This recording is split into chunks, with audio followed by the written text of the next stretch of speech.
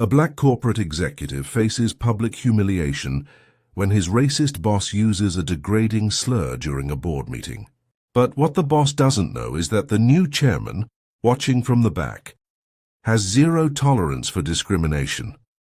In 60 seconds, careers will be destroyed and justice will be served in the most dramatic way possible. The conference room hummed with tension.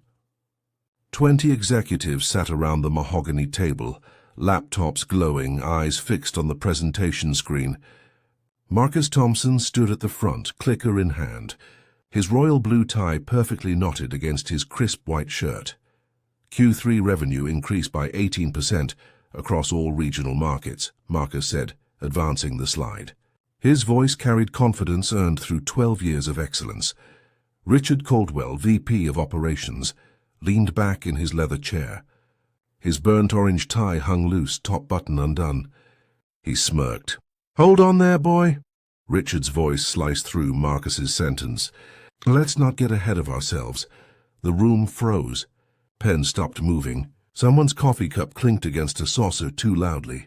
Marcus's hand tightened around the clicker until his knuckles paled. Richard continued, oblivious or uncaring. "These numbers look awfully optimistic for someone in your position."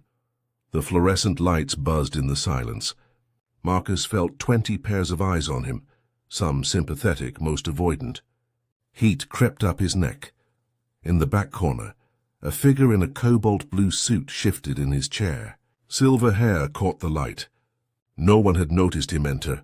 Marcus swallowed hard. 12 years of measured responses, of choosing battles carefully, of being twice as good for half the recognition. All of it compressed into this single moment. "The data is verified," Marcus said quietly. His voice didn't shake. He wouldn't give Richard that satisfaction. Richard waved his hand dismissively. "We'll see about that." The man in the corner leaned forward slightly. His eyes narrowed. "Where are you from? Drop it in the comments below. And if this story grips you, hit that like button and subscribe for more powerful stories of justice." 6 months earlier, Marcus had walked through these same halls with different energy. His office on the 14th floor overlooked downtown, a view he'd earned through relentless competence. Every morning at 7:15, he arrived before most of the executive team. His routine included reviewing overnight market reports, preparing briefings, and mentoring 3 junior analysts who sought his guidance. They called him the guy who actually answers emails. Marcus had joined Cromwell Industries as a financial analyst straight out of business school. 12 years of 70-hour weeks, missed dinners and strategic patience. He'd climbed from cubicle to corner office, from analyst to senior director. His daughter Jasmine, 8 years old, kept a photo of him on career day pinned to her bulletin board. In it, Marcus stood in front of the Cromwell building, briefcase in hand, smile genuine. She told her classmates her dad was important. At home, Marcus maintained balance. Sunday dinners were sacred. No phones, no work emails. He helped Jasmine with math homework at the kitchen table, while his wife, Angela, prepared meals that filled their modest house with warmth. But recently, tension had crept into his achievements. Richard Caldwell, promoted to VP 8 months ago despite a thinner resume, had begun undermining Marcus's projects. Subtle at first, reassigning accounts, excluding him from key meetings, praising other directors publicly while offering Marcus only private acknowledgement. Marcus noticed the pattern. So did others, though few spoke openly about it. Janet from HR once pulled him aside after a particularly tense meeting. "Document everything," she'd whispered. He'd nodded, understanding immediately. Still, Marcus believed in the system. Work hard, deliver results, let performance speak. His father had taught him that dignity came from within, that excellence was its own defense. The promotion to VP seemed inevitable. Marcus had the numbers, the relationships, the strategic vision. Then Richard arrived and the calculus shifted, but Marcus kept pushing forward. What else could he do? These projections seem rather ambitious, wouldn't you say? Richard interrupted again. 2 slides into Marcus's presentation. His tone carried practiced condescension. Marcus paused. "They're based on 18 months of data analysis and confirmed by your team, yes." Richard cut him off with a wave. "But your team reports to you." Bit of a circular reference, isn't it? A few nervous chuckles rippled through the room. Marcus recognized the pattern. Richard establishing dominance, making him defend basic competence. "The methodology is sound," Marcus replied evenly. "External consultants verified the models." Richard stood abruptly, walking toward the screen. He pointed at a chart with exaggerated interest. "This growth rate here. Walk us through how someone like you calculated this." Someone like you. The phrase hung in the air like smoke. Marcus felt his jaw tighten. "Standard regression analysis with seasonal adjustments. The formulas are footnoted on slide. Boy, I'm asking you to explain it simply." Richard smiled, but his eyes remained cold. "Some of us don't have time for technical jargon." There it was. The word that reduced 12 years of expertise to nothing. Marcus heard his father's voice from childhood. "They'll test you. Don't give them the reaction they want." The room's energy shifted. Sarah Chen, a fellow director, looked down at her notes. Tom Bradley's face flushed red, but he said nothing. The new intern in the corner looked confused, sensing wrongness but not understanding its depth. Richard returned to his seat, satisfied. "Continue, Marcus, but let's keep it simple for everyone." Marcus clicked to the next slide. His hand was steady. Years of practice had taught him how to compartmentalize rage, how to continue functioning when every instinct screamed to walk out. The presentation continued for another 15 minutes. Richard interrupted twice more, each time with thinly veiled challenges that questioned Marcus's judgment, his data, his conclusions. When Marcus reached the final slide, recommendations for Q4 strategy, Richard leaned forward. "Interesting ideas," he said slowly. "Though I think we need someone with more experience to implement them properly." The implication was clear. The room understood. Marcus had done the work. Someone else would get the credit. Marcus stood at the podium, laser pointer still gripped in his hand. The presentation screen glowed behind him, charts and graphs representing hundreds of hours of work. His throat felt tight. Not from weakness, from the effort of containment. Every cell in his body wanted to respond, to defend, to speak the truth that everyone in the room refused to acknowledge. But he'd learned this lesson early. His father, a postal worker for 33 years, had sat him down at 16 after Marcus complained about a teacher's unfair grading. "You'll face this your whole life, son," his father had said, hands wrapped around a coffee mug. "They'll move the goalposts. They'll demand twice the proof, and when you provide it, they'll question your methods," young Marcus had protested. "But that's not fair. Fair?" His father had laughed, but without humor. "Fair is what you make it through excellence they can't deny. You keep your dignity. You do the work. And you wait for the moment when truth matters more than power." Now, standing in front of executives who'd watched him be diminished, Marcus wondered if that moment would ever come.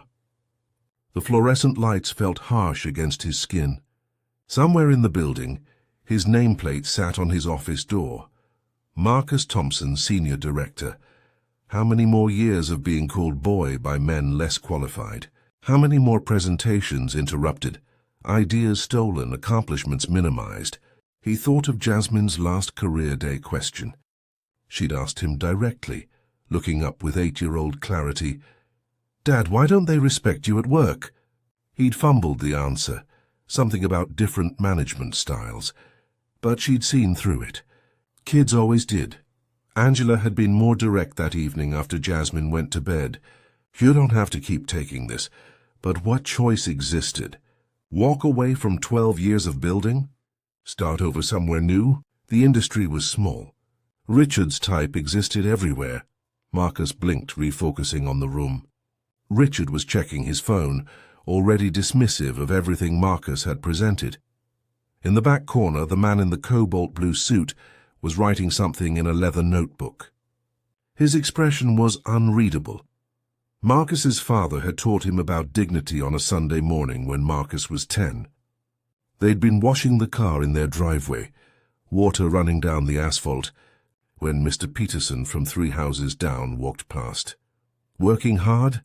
"I see," Mr. Peterson had said to Marcus's father, his tone suggesting surprise that black hands could hold a sponge. Marcus's father had simply nodded, continued scrubbing. But later, after Mr. Peterson, "You saw what happened just now?" Marcus had nodded, confused by the strange interaction. "That man thinks my worth comes from his acknowledgement," his father said. "But here's what you need to understand. My worth was set long before he showed up. By how I treat people, how I do my work, how I raise my son. Nobody can take that unless I hand it to them." That lesson had carried Marcus through college, through the early years at Cromwell, through countless moments of being overlooked. Excellence as armor, dignity as foundation. His mother had contributed her own wisdom. A schoolteacher for 27 years, she'd faced her own battles. "Be so good they can't ignore you," she'd say. "But know that some people will still try." Marcus had believed that being undeniably excellent would eventually force recognition. The numbers didn't lie. His division's performance had outpaced every other department for 3 consecutive years. Client retention under his leadership hit 94%. His team's morale scores topped the company surveys. He documented everything just as Janet suggested. Emails confirming his ideas that later appeared as Richard's initiatives. Meeting minutes showing his strategic recommendations. Performance reviews that contrasted sharply with Richard's public dismissals, but documentation felt like defensive crouch. Marcus wanted to lead, not litigate his right to exist in spaces he'd earned. The VP position would change everything. Real authority, budget control, direct reports, the ability to shape culture instead of endure it. He'd already planned his first moves, promoting diverse talent, restructuring teams around competence, not comfort. Jasmine was getting older. Soon she'd understand workplace dynamics more clearly. He wanted her to see her father not as someone who tolerated disrespect, but as someone who'd overcome it through undeniable excellence. That dream felt distant now, standing in this conference room, having just been called boy by a man who'd never outperformed him. The man in the back corner closed his notebook. His expression remained neutral, but something in his posture had changed. Marcus gathered his papers, organizing slides back into folders. The presentation was technically over. Now came the typical discussion phase where executives would debate his recommendations, likely without him. Richard stood, buttoning his suit jacket. "Thank you for that. Colorful presentation, Marcus. We'll take your suggestions under advisement. Translation. We'll use your ideas and credit someone else." Marcus nodded once, preparing to return to his seat at the far end of the table. His spot, always too far from the decision-makers, always positioned as observer rather than participant. Then a voice cut through the shuffling papers and closing laptops. "Before we continue, I have some questions." Everyone turned. The man in the cobalt blue suit stood from his corner chair, stepping into the light. He was tall, perhaps 70, with silver hair and sharp eyes that missed nothing. His suit was impeccably tailored, his bearing that of someone accustomed to authority. Marcus's breath caught. He recognized that face from the company newsletter last month. James Mitchell, the new board chairman, silent partner turned active leader, after the previous chairman's retirement. Worth $200 million, reputation for no-nonsense management. No one had mentioned he'd be attending today. Richard's confident posture faltered slightly. "Mr. Mitchell, we didn't realize you'd be joining us. I've been attending meetings across all divisions this month," Mitchell said, his voice calm but carrying weight. "Getting a sense of how things operate at ground level." He walked slowly toward the front of the room, each step deliberate. His eyes remained fixed on Richard. "I found Mr. Thompson's presentation thorough," Mitchell continued. The data analysis particularly impressive. 18% growth is significant. Marcus felt something shift in his chest. Validation from the top. But he knew better than to feel hope too quickly. He'd seen powerful men defend the system before. Mitchell stopped beside the presentation screen, studying the final slide. These Q4 recommendations demonstrate strategic thinking. Implementation would require someone with deep market knowledge and proven leadership. Richard smiled, misreading the moment. Exactly what I was thinking, sir. We have several candidates who could... I'm still asking my questions, Richard. Mitchell's tone didn't rise, but the interruption landed like a gavel. The room went silent. Marcus watched Richard's face cycle through confusion, then irritation, then careful neutrality. Mitchell turned to Marcus. Mr. Thompson, you've been with Cromwell how long? 12 years, sir. And your division's performance relative to others? Top ranking for 3 consecutive years in revenue growth and client retention. Mitchell nodded slowly, as if confirming something he already knew. His eyes moved back to Richard, and Marcus noticed something he'd missed before. The leather notebook Mitchell carried was full of written observations. This wasn't a casual visit. This was an investigation. Mr. Thompson, please walk me through your methodology, Mitchell said, gesturing to the screen. I'd like to understand your process. Marcus felt the room's attention shift. This was different from Richard's interrogation. Mitchell's questions carried genuine interest, not performative doubt. The regression model incorporates 5 years of historical data, Marcus began, his confidence rebuilding. We adjusted for market volatility, seasonal trends, and external economic factors. Mitchell listened intently, occasionally nodding. When Marcus mentioned the external consultant verification, Mitchell made a note in his book. And the implementation timeline? 6 months for Phase 1, Marcus replied. Full rollout by Q2 next year, assuming resource allocation and team expansion. Resource allocation. Mitchell repeated the phrase, looking at Richard. That would fall under your purview, wouldn't it? Richard shifted in his chair. Yes, sir. Though we'd need to evaluate whether the proposed expansion aligns with our current strategic priorities. Strange, Mitchell said quietly, because I reviewed the strategic plan. Growing market share in these exact regions was listed as priority 1. A few board members exchanged glances. Marcus remained still, afraid to hope, afraid to trust this moment. Richard's smile tightened. Of course, sir. I only meant we need to ensure the right leadership for such an important initiative. The right leadership, Mitchell echoed. Tell me, Richard, what concerns do you have about Mr. Thompson's leadership capabilities? The question hung in the air like a trap. Marcus knew Richard couldn't articulate his real objections. They weren't about capability at all. No concerns exactly, Richard backpedaled. Just that this expansion requires someone with extensive experience managing complex regional teams. Mr. Thompson has managed complex regional teams for 6 years, Mitchell said, flipping through his notebook. His performance reviews consistently rate him exceptional. Client feedback specifically mentions his leadership. Richard's jaw clenched. With all due respect, sir, I work with Marcus daily. I have insights into his working style that might not appear in formal reviews. Mitchell closed his notebook slowly. I see. The room felt smaller somehow. Marcus recognized this pattern too, powerful men protecting each other, finding diplomatic ways to maintain the status quo. Maybe this would end like every other time. Polite acknowledgement, vague promises, nothing changing. Mitchell walked back toward his corner seat. For a moment Marcus thought the chairman was leaving, that the meeting would resume without him. Then Mitchell turned, hand on the doorframe. Richard, I'd like a word with you after this meeting, in private. The meeting continued for another 20 minutes, but the energy had fundamentally shifted. Richard's usual dominance was muted. Board members who'd been silent during his earlier dismissals of Marcus now asked detailed questions about the presentation data.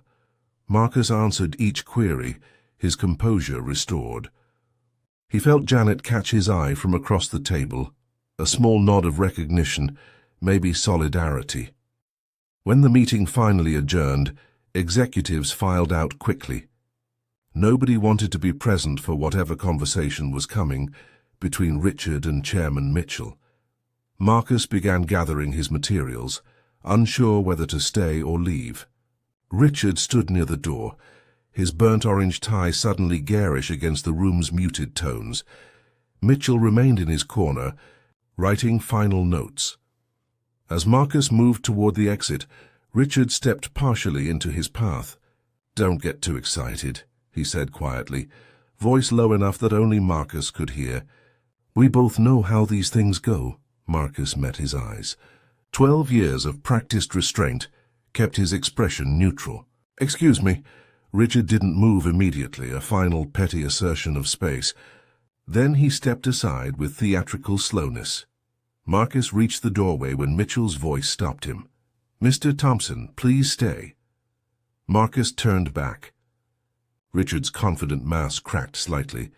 "Sir, I thought we were meeting privately," Richard said. "We are," Mitchell replied, gesturing for Marcus to close the door. "This is private." The three men stood in the empty conference room. Through the glass walls, Marcus could see colleagues pretending not. Mitchell set his notebook on the table. He removed his reading glasses, cleaning them with deliberate care. The silence stretched. Richard broke first. "Sir, if this is about the presentation, I think there may have been some misunderstanding." "I don't misunderstand much, Richard." Mitchell's voice remained calm. "I've been doing this 40 years. I recognize patterns. Patterns." Richard's tone attempted confusion, but his body language betrayed him. Mitchell picked up his notebook, flipping to a marked page. "You've been VP of Operations for 8 months. In that time, 3 senior directors have filed complaints with HR. All 3 complaints mention hostile work environment. All 3 complaints were quietly resolved with NDAs. Marcus felt his heart rate increase. He hadn't known about others. "Sir, those situations were personnel matters that required discreet handling," Richard said. "Discreet," Mitchell repeated. "Is that what we're calling it?" Richard's face flushed. "I run my division according to company policy. If certain employees feel they can't handle direct feedback," Mitchell cut him off. "Is that what you call addressing a 12-year veteran as boy in front of his peers?" The word hung between them. Richard's expression cycled through denial, justification, anger. That was simply a figure of speech. If Marcus was offended, Mitchell's calm cracked slightly. "Do you think I'm stupid, Richard?" "No, sir, of course not." "Then don't insult my intelligence by pretending that word means nothing." Mitchell closed his notebook with finality. "I sat in this room for 53 minutes. I watched you undermine a presentation that any objective observer would call exceptional.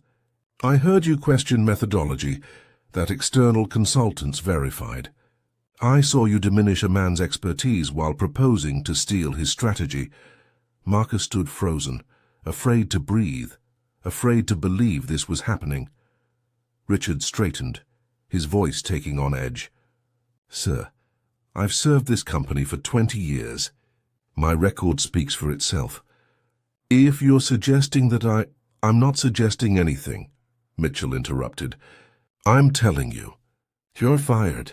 The words detonated in the small space. "What?" Richard's face went pale. "You can't." "Effective immediately," Mitchell continued. "HR is preparing your separation paperwork. Security will escort you to collect personal items. You'll have 30 minutes. Richard looked at Marcus, then back to Mitchell, his expression twisting through shock, rage, desperation. "This is absurd." "On what grounds?" "Violation of company code of conduct," Mitchell said. "Creating hostile work environment. Misappropriation of subordinate work product.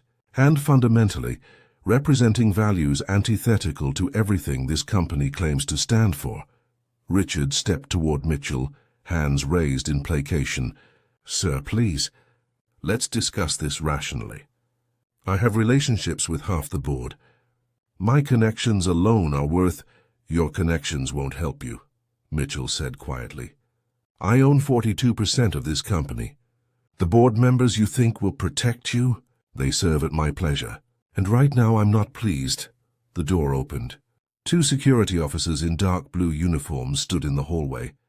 Richard's face transformed from pleading to cold fury. He looked at Marcus with undisguised hatred. This isn't over. Yes, Mitchell said. It is. The conference room door closed behind the security officers. Richard's footsteps echoed down the hallway, fading into silence. Marcus stood frozen, his presentation materials still clutched in his hand. Mitchell returned to his chair, sitting heavily. For the first time he looked tired. Sit down, Mr. Thompson. Marcus obeyed, taking a seat across from the chairman. Through the glass walls, he could see colleagues gathering in clusters, phones already out. The news would spread through the building in minutes. How long has this been going on? Mitchell asked. Marcus hesitated. 12 years of calculated caution made him wary of honesty, but something in Mitchell's direct gaze demanded truth. Since he arrived 8 months ago. But the pattern exists beyond just Richard. Mitchell nodded slowly as if this confirmed something. The other complaints I mentioned, those directors left the company, took settlements, signed agreements never to speak about their experiences. I didn't know, Marcus said quietly. That's by design. Mitchell leaned back, his cobalt blue suit catching the afternoon light through the windows. Corporations excel at silence. We pay people to disappear to protect our reputation. We tell ourselves it's discreet personnel management. But really, we're just protecting the wrong people. Marcus felt something crack inside his chest. 12 years of armor fragmenting under the weight of validation he'd never expected. I almost left last month, Marcus admitted. Updated my resume. Started reaching out to recruiters. What stopped you? Marcus thought of Jasmine's career day photo, still pinned to her bulletin board. My daughter asked me if running away was the same as being brave. Mitchell smiled sadly. Smart kid. Too smart sometimes. The silence stretched between them, comfortable somehow. 2 men who understood the gap between policy and practice, between stated values and lived reality. Finally, Mitchell stood. You're probably wondering what happens next. Marcus nodded, afraid to voice the question directly. That depends on you, Mitchell said. But first, there's something you need to see. Mitchell led Marcus down the executive corridor to a corner office Marcus had never entered, the chairman's suite. Dark wood paneling, floor-to-ceiling windows overlooking the city, furniture that spoke of old money and older power. Mitchell gestured to a leather chair facing his desk. He opened a locked drawer, removing a thick folder. For the past 6 weeks I've been conducting what I call a culture audit, Mitchell said, placing the folder on the desk. Not official. Not announced. Just me attending meetings, reading personnel files, talking to employees at every level. He opened the folder. Marcus saw photocopies of emails, complaint forms, exit interview transcripts. His own name appeared multiple times. 3 senior directors filed formal complaints in the past 8 months, all dismissed by our former VP of Human Resources, who incidentally retired last month, after I suggested he might want to spend more time with family. Mitchell flipped through pages. But the pattern goes back further. Over the past 5 years, 15 employees from underrepresented groups have left Cromwell. Exit interviews mention hostile culture, lack of advancement opportunity, feeling undervalued. All the polite corporate language for the same underlying problem. Marcus recognized names on the list, talented people who'd simply vanished from the company, replaced by new faces who fit Richard's preferred profile. Why are you showing me this? Marcus asked. Mitchell met his eyes. Because I'm 72 years old.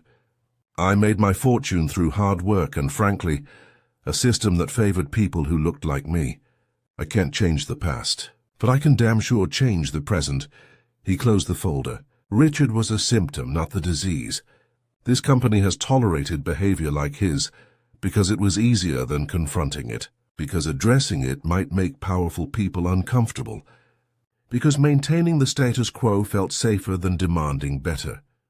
Marcus felt the weight of those words.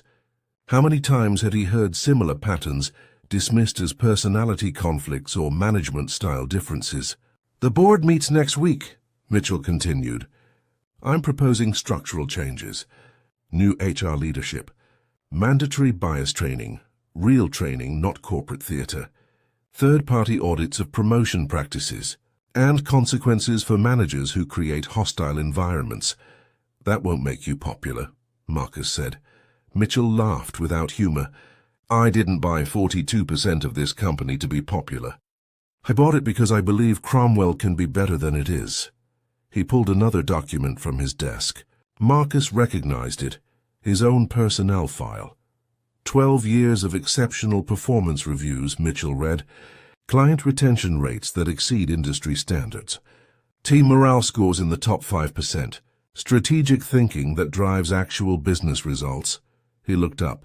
"So why are you still a senior director?" The question landed like an accusation. "Richard wasn't the first person to overlook you," Mitchell said quietly. "He was just the most blatant about it." Marcus had no response. The truth was too complex, too tangled in justifications and rationalizations. He told himself to keep functioning. Mitchell slid a different paper across the desk. "VP of Operations. Effective immediately. 20% salary increase. Full budget authority. Direct report to me." Marcus stared at the offer letter, his mind struggling to process the shift from humiliation to vindication in less than an hour. "Why?" he finally asked. "Because you earned it 5 years ago," Mitchell replied. "And because this company needs leaders who understand what it costs to be excellent in a system designed to undervalue you." The emergency board meeting convened 3 days later. Marcus sat in a leather chair at the massive conference table, his new title still feeling surreal. VP of Operations, Richard's former position. 10 board members filled the room, their expressions ranging from curious to hostile. Marcus recognized the dynamics immediately. Mitchell had forced this meeting, and some members resented the disruption. Mitchell called the meeting to order. "Thank you all for making time on short notice. We're here to discuss structural changes to how Cromwell handles personnel management and workplace culture." Board member Jeffrey Harrison, 63 and skeptical, leaned forward. "Jim, we appreciate your concerns, but was it necessary to terminate Richard without board consultation?" "His connections alone represent significant value. His connections won't return calls once they learn why he was fired," Mitchell replied calmly. "And I don't need board permission to enforce our code of conduct." Nevertheless, Harrison continued, "This seems reactive. One incident shouldn't drive wholesale policy changes." Mitchell opened his leather notebook. "One incident. Let me share some data." For the next 20 minutes, Mitchell presented the culture audit findings. 15 departures from underrepresented groups, multiple settled complaints, performance gaps between stated diversity goals and actual outcomes, exit interview patterns showing systemic issues.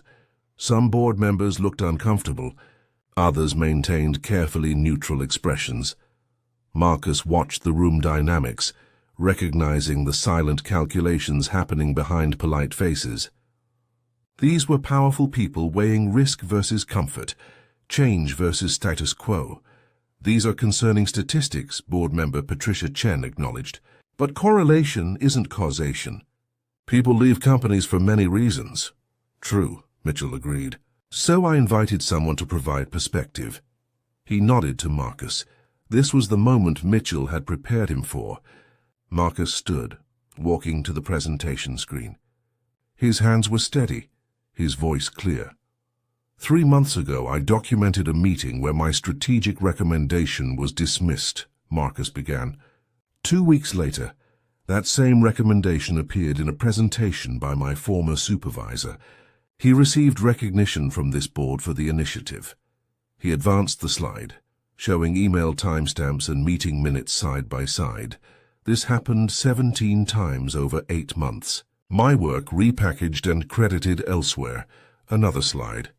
I also documented instances of dismissive language, interrupted presentations and meetings I was excluded from despite direct relevance to my portfolio.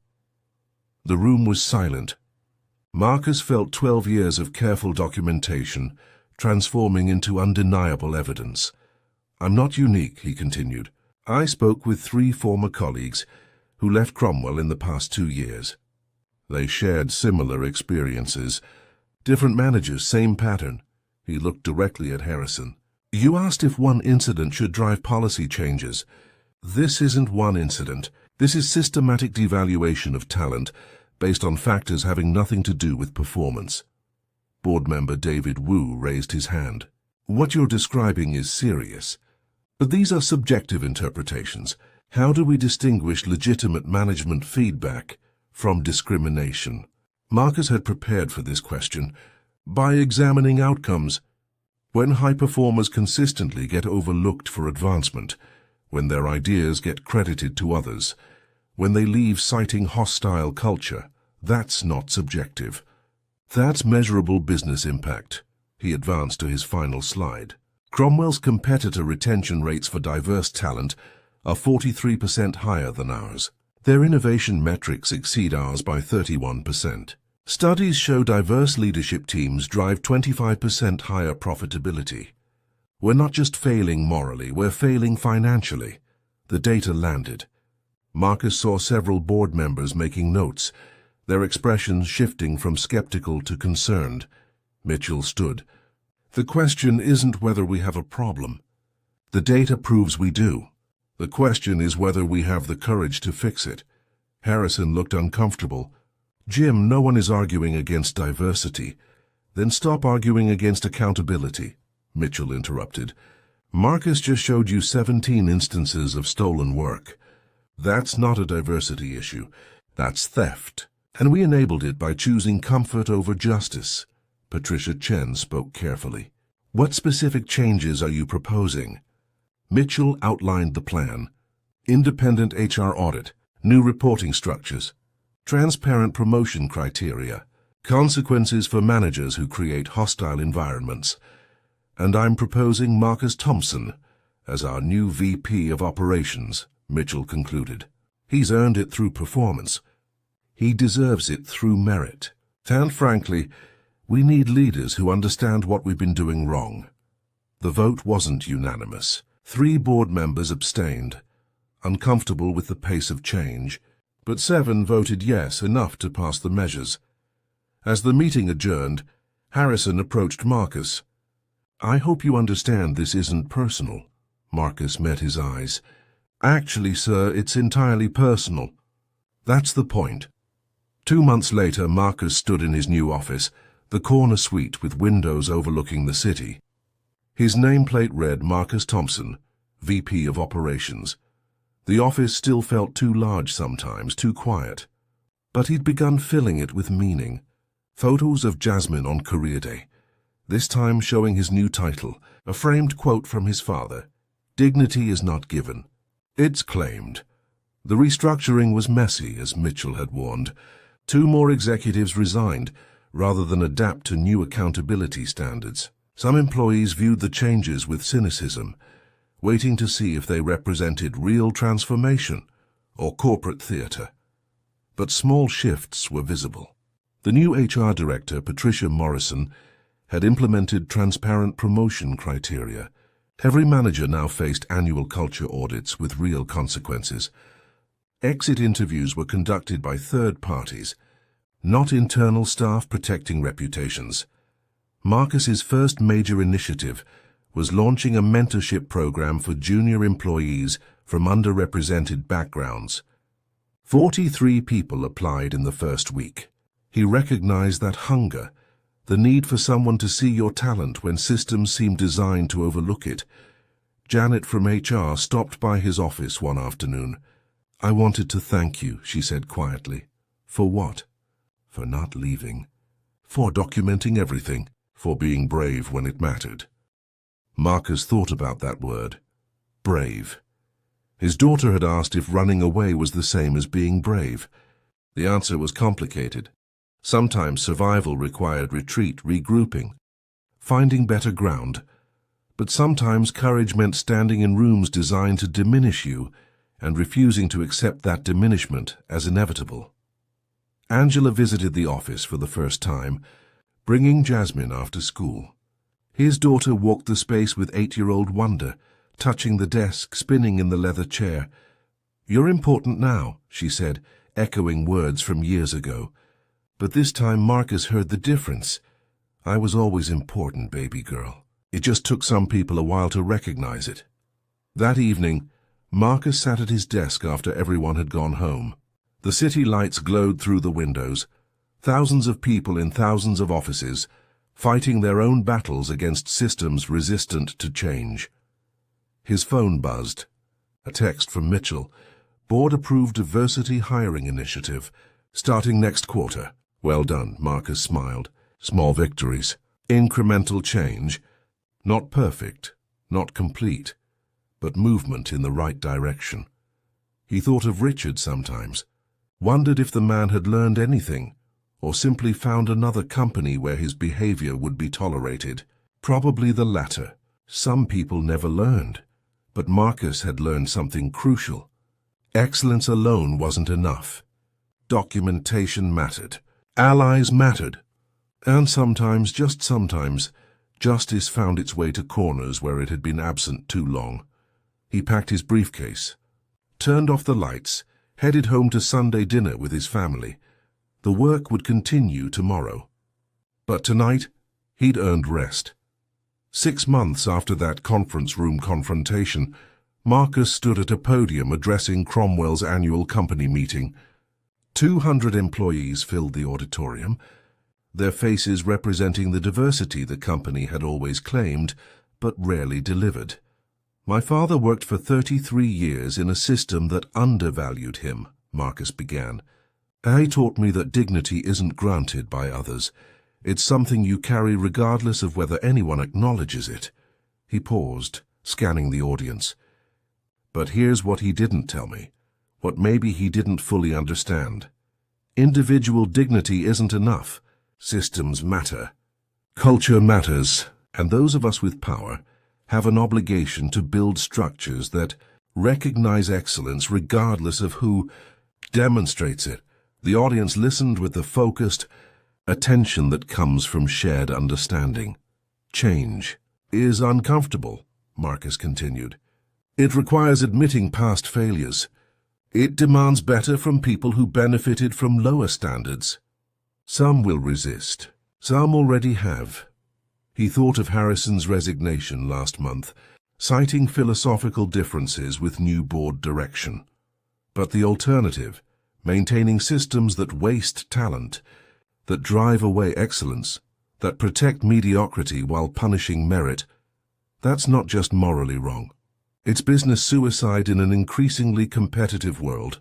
Marcus closed his notes. "A wise man once told me that excellence is its own defense. I believed that for a long time. But excellence needs allies. It needs accountability. It needs people willing to speak uncomfortable truths in rooms designed for comfortable lies." He looked toward the back where Mitchell sat, now chairman emeritus but still attending company events. "My journey from that conference room to this podium wasn't about one hero or one villain.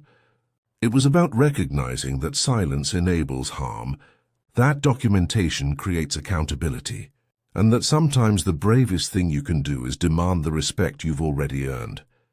The applause started slowly, then built. Marcus saw Jasmine in the front row with Angela, her 9-year-old face beaming with pride. After the meeting, employees approached him. Some shared their own stories. Others simply said thank you. A young analyst, black like Marcus, shook his hand with trembling grip. "I just started here last month," she said. "My mentor told me to talk to you. Said you'd understand." Marcus smiled. "I do. And you're going to be fine." That evening, Marcus drove home with his family, the sunset painting the sky gold and deep burgundy. Jasmine chattered about school, about friends, about her plans for career day next month. "What are you going to say about Dad's job?" Angela asked. Jasmine thought for a moment. That he's important. But also that it took a long time for everyone to see what we already knew. Marcus caught her eye in the rearview mirror. And what did we know? That being excellent isn't enough, Jasmine said seriously. You also have to be brave enough to demand people notice. From the mouths of children, Marcus thought. Truth distilled to its essence. They pulled into their driveway. Home. The place where he'd always been valued, always been seen. Now finally, that recognition extended beyond these walls. Marcus thought of Richard sometimes, of Harrison, of all the people who'd left rather than change. He didn't hate them. Hatred required energy better spent elsewhere. Instead, he thought of the 43 mentees, the new hiring practices, the transparent promotion criteria. Small systemic shifts that would compound over time, creating opportunities for people who'd previously been overlooked. Change was slow, justice was incomplete, but the direction mattered. As Marcus unlocked his front door, Jasmine ran ahead, already talking about homework. Angela squeezed his hand. Life continued in its beautiful, ordinary way, but underneath that ordinary surface, something fundamental had shifted. Not just for Marcus, but for everyone his victory had made visible. Excellence demands recognition. Dignity refuses diminishment. And sometimes when courage meets opportunity, justice arrives, swift, final, and long overdue. The work